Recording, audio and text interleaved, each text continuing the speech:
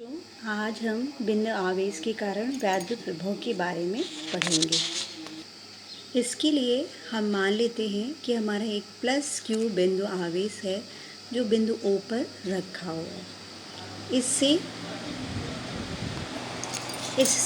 r दूरी पर स्थित एक बिंदु P है जहाँ पर हमें क्या करना है, वैद्युत विभव को ज्ञात करना है। ठीक है, जैसा कि आप परिभाषा के अनुसार जानते हैं कि अगर इस बिंदु पर हमें वैद्युत विभव ज्ञात करना है तो हमें सबसे पहले क्या करना पड़ेगा कि किसी धन परीक्षण आवेश Q0 को कहाँ से अनंत से बिंदु P तक लाने में किए गए कार्य की गणना करनी पड़ेगी। ठीक है, तो पहले हम क्या करेंगे कि किसी परीक्षण आवेश Q0 को अनंत से बिंदु P तक लाने में कितना कार्य करना पड़ रहा है उसकी गणना करेंगे और फिर इस बिंदु पर परिभाषा के अनुसार वैद्युत विभव को क्या करेंगे, हम ज्ञात करेंगे। ठीक है, तो इसके लिए हम क्या करते हैं, हमारी जो अनंत तक की दूरी है वहाँ पे इस दूरी को मान लेते हैं कि एक बिंदु क्या है, हमारा एक A बिंदु है जिसकी बिंदु O से दूरी कितनी है, x है। ठीक है, तो अब परीक्षण आवेश को बिंदु A से बिंदु B बहुत सूक्ष्म दूरी है, इस सूक्ष्म दूरी को हमने कितनी मान ली, dx, और अब हम निकालते हैं कि इस dx तक लाने में हमें बल के विरुद्ध कितना कार्य करना पड़ेगा। ठीक है, तो सबसे पहले हम बात करते हैं कि यदि हमारा कोई भी परीक्षण आवेश जो Q0 है वो कहाँ पर रखा है, बिंदु A पर है। ठीक है, बिंदु A पर है तो उस पर कितना वैद्युत बल कार्य करेगा।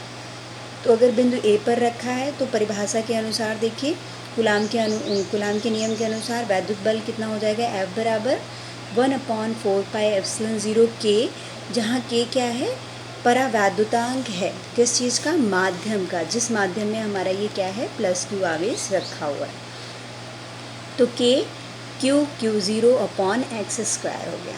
अब हम क्या करते हैं, इसे सूक्ष्म दूरी क्या करते हैं, इधर विस्थापित करते हैं। ठीक है, तो परीक्षण आवेश Q0 को A से B तक अत्यंत सूक्ष्म दूरी विस्थापित करने पर वैद्युत बल के विरुद्ध बाह्य बल द्वारा कितना कार्य करना पड़ेगा। तो जैसा कि आप जानते हैं dW बराबर क्या होता है, बल गुणे विस्थापन। बल हो गया और सूक्ष्म दूरी हमारी कितनी, विस्थापन हमने कितना किया, dx। लेकिन यहाँ पर देखिए बल हमारा किधर की ओर लगेगा, इधर की ओर लगेगा, और हम विस्थापित किधर की ओर कर रहे हैं, इधर की ओर कर रहे हैं, इसलिए विस्थापन की जो दिशा हम लेंगे वो क्या लेंगे, नेगेटिव लेंगे। तो F का मान रख दीजिए यहाँ पर, ये वाला मान आपका ये प्रथम समीकरण बन गया। ठीक है, ये तो अभी हमने सूक्ष्म दूरी विस्थापित करने में किए गए कार्य की गणना की है। ठीक है, अब अगर हम कुल दूरी यानी अनंत से कहाँ तक, P बिंदु तक लाने में किए गए कार्य की गणना करना चाहते हैं और उस कार्य को हम मान लेते हैं वो कितना है, W है। तो W बराबर हमारा कितना हो जाएगा, समाकलन, इस सूक्ष्म कार्य का हम क्या करेंगे, समाकलन कर देंगे, और कहाँ से कहाँ तक लिमिट, हमारी दूरी चेंज हो रही है, कहाँ से कहाँ तक, अनंत से R तक की दूरी बदल रही है, तो इसलिए लिमिट हम कहाँ से कहाँ तक लगाएंगे, अनंत से R तक की दूरी का लिमिट लगाएंगे। उसके बाद देखिए ये आपका क्या है, आप dW का मान रख देंगे, यहाँ से dW बराबर इतना आ गया। ठीक है, इसमें जो जो चीज़ें कांस्टेंट है उसे हम बाहर निकाल लेंगे, 1/4πε0 K, KQ0, ये सारी चीज़ें क्या हो गई, कांस्टेंट हो गई। अब आप क्या करेंगे, इसका समाकलन करेंगे। समाकलन जब x² का 1/x² का समाकलन करेंगे तो आप देखेंगे कि ये आपको कितना मिल रहा है, -1/x के बराबर मिल रहा है। सूत्र के अनुसार देखिए, चूँकि समाकलन के सूत्र से आप जानते हैं कि x की पावर n dx का जब समाकलन किया जाता है तो आपको क्या मिलता है, x की पावर n+1/n+1। अब यहाँ पर पावर -2 हो गई है तो n की जगह पर -2 आप रखेंगे और आपको इतना मिल जाएगा। यहाँ से जब करेंगे तो सब्सट्रैक्ट करेंगे, -1 मिलेगा और पावर ऊपर -1 मिल जाएगी, ये पावर नीचे जाएगी तो कितना हो जाएगा, -1/x। तो इसलिए आपने जब इसका समाकलन किया तो इतना मिला। अब आप क्या करेंगे, लिमिट रखेंगे और ये माइनस इधर कर देंगे तो माइनस माइनस प्लस बन जाएगा। लिमिट रख दीजिए तो एक बार उस जगह पर हम क्या करेंगे, अपर लिमिट, फिर माइनस करके लोअर लिमिट रखेंगे तो आपको ये चीज़ें मिल जाएंगी। 1/∞ की वैल्यू क्या होती है, 0, इसलिए कुल कार्य W बराबर आपको कितना मिल गया, 1/4πε0 K Q की 0/R। अब अगर हम बिंदु P पर वैद्युत विभव की गणना करते हैं तो बिंदु P पर वैद्युत विभव परिभाषा के अनुसार कितना हो जाएगा, कार्य बटे Q0। तो मान रख दीजिए, यहाँ से Q0 से Q0 क्या हो जाएगा, कैंसिल हो जाएगा। तो आपको वैद्युत विभव कितना मिल जाएगा, 1/4 पाई एप्सिलॉन 0 K Q/R। अगर K हमारा क्या है, जो परावैद्युतांक है वो क्या है, 1 के बराबर है, यानी वो वस्तु कहाँ रखी है, निर्वात में रखी है। तो हम कहेंगे V बराबर हमको कितना मिल गया, 1/4 पाई एप्सिलॉन 0 Q/R।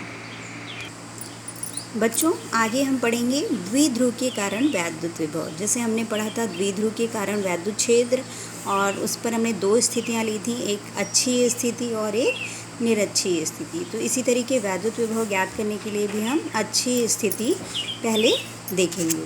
अच्छी स्थिति के लिए सबसे पहले देखिए, हम मान लेते हैं कि हमारा एक वैद्युत द्विध्रुव है, ठीक है।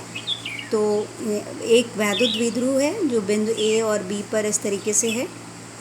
बिंदु A पर -Q आवेश रखा हुआ है, बिंदु B पर +Q आवेश रखा हुआ है।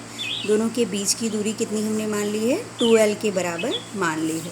तो इसके मध्य बिंदु O से इसकी आधी दूरी कितनी हो जाएगी, L, और इधर की भी दूरी कितनी हो जाएगी आपकी L, ठीक है। हमने मान लिया है कि इस वैद्युत द्विध्रुव के मध्य बिंदु से कितनी दूरी पर, R दूरी पर एक बिंदु क्या है आपका P स्थित है, जहाँ पर हमें क्या करना है, वैद्युत विभव को ज्ञात करना है, ठीक है। तो इस बिंदु P पर आपको क्या मिलेगा, इन दोनों आवेशों के कारण कुछ ना कुछ वैद्युत विभव मिलेगा, ठीक है। तो इस बिंदु P पर हम क्या करेंगे, माना द्विध्रुव के +Q आवेश व -Q आवेश के कारण बिंदु P पर वैद्युत विभव क्रमशः कितने हैं, V1 व V2 हैं, ठीक है। तो +Q आवेश के कारण हमने कितना माना, V1 माना। तो अब V1 बराबर परिभाषा के अनुसार कितना हो जाएगा, 1/4 पाई एप्सिलॉन 0 K Q/, यहाँ से यहाँ तक की दूरी देखिए, ये इतनी R है, इतनी L है, तो इतनी दूरी कितनी हो जाएगी, R - L के बराबर हो जाएगी। तो R - L हो गया। और V2 अगर हम देखते हैं तो V2 बराबर कितना हो जाएगा, 1/4 पाई एप्सिलॉन 0 K -Q बटे में R + L बराबर कितना हो गया, देखिए R + L कैसे होगा, ये दूरी R है, ये दूरी L है, तो ये पूरी दूरी R + L हो जाएगी। तो V2 बराबर आपको इतना मिल गया।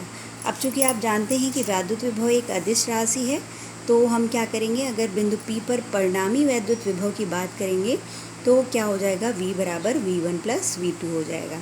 V1 का मान रख दीजिए, V2 का मान रख दीजिए, दोनों में जो कॉमन है वो हमने कॉमन ले लिया। ब्रैकेट में आपका कितना बचा, ये। अब इसे आप सॉल्व करेंगे तो क्या आ जाएगा आपका, हाँ, एलसीएम लेंगे तो R² - L² आ जाएगा, और ऊपर R + L - R - L, L से L क्या हो जाएगा, कैंसिल हो जाएगा, सॉरी, R से R ब्रैकेट खोलेंगे तो ये -L और ये +L हो जाएगा। तो -R + R कैंसिल हो जाएगा, और ये L से L क्या हो जाएगा, जुड़ जाएगा, जो कि 2L आ जाएगा। अब 2QL की जगह आप क्या कर सकते हैं, P को रख सकते हैं, ये हो जाएगा आपका द्विध्रुव आघूर्ण। तो V बराबर आपका कितना मिल जाएगा, 1/4 pi epsilon 0 K P/में R² - L², ठीक है। अगर हम ये कहते हैं कि हमारी जो R है वो क्या है, L की तुलना में बहुत अधिक है, या L जो है वो R की तुलना में छोटा है, तो R² की तुलना में हम L² को क्या कर देंगे, नगण्य मान लेंगे। तो अगर जब नगण्य मानेंगे तो R² - L² किसके बराबर हो जाएगा, R² के बराबर हो जाएगा, और हम कहेंगे कि वैद्युत विभव बराबर हमारा इतना आ गया अच्छी स्थिति में। अगर हमारा जो वैद्युत द्विध्रुव है वो कहाँ पर है, निर्वात में है, तो आप जानते हैं K बराबर 1 हो जाएगा, यानी जो आपको फॉर्मूला मिलेगा वो ये मिलेगा। यहाँ से देखिए ये सारी चीज़ें कांस्टेंट हैं, तो V इज़ प्रोपोर्शनल टू हम क्या कह सकते हैं, 1/R² कह सकते हैं, ठीक है।